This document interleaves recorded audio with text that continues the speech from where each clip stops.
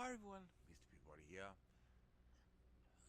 Australia is in a contract to buy a whole lot of these fighters. Sorry, these fighters. This is the F-35 stealth fighter.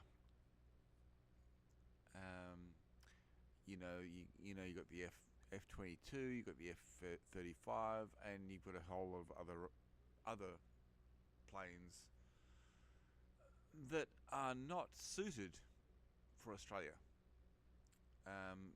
But Australia decided to buy F-35s. Not the best option. Not the best option. For starters, an F-35 by classification is not a fighter. It doesn't even have a gun.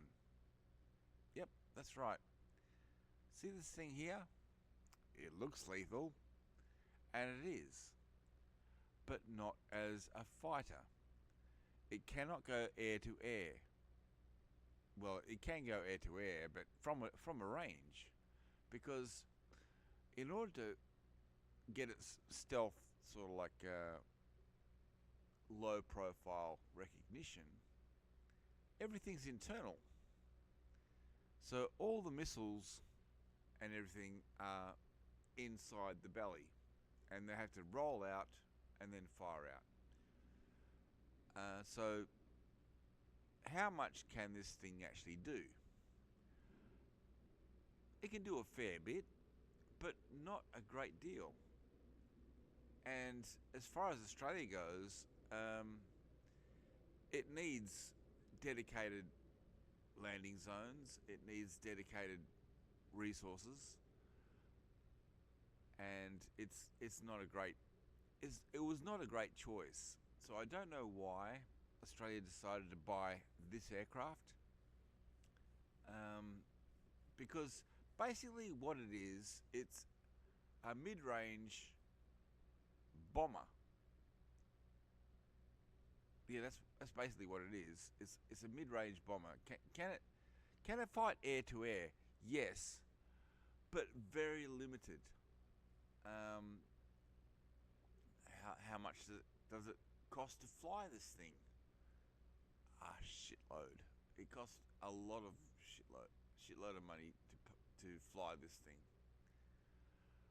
What Australia should have done is what Sweden did, and gone with this aircraft.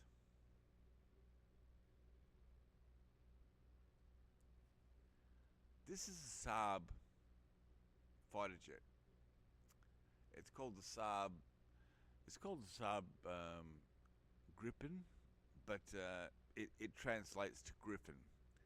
So this is the Saab Griffin, right? Why is this a better fighter for Australia? Many reasons. One, it's cheaper to run, it's more efficient, and its payload is much higher than an F-35, and it actually has guns. It's actually a fighter. Plus, this thing can land anywhere. Now, if anybody knows anything about Australia, you know we've got lots of ground to land anything. But this thing can land anywhere. It needs a very low level of support. Basically, it can land in the middle of the outback. A truck can run out there and rearm it and have it back in the air within 5 minutes. This would be a better option, because the fact is, this thing was designed to land on rough landings, rough runways. It was designed to land on,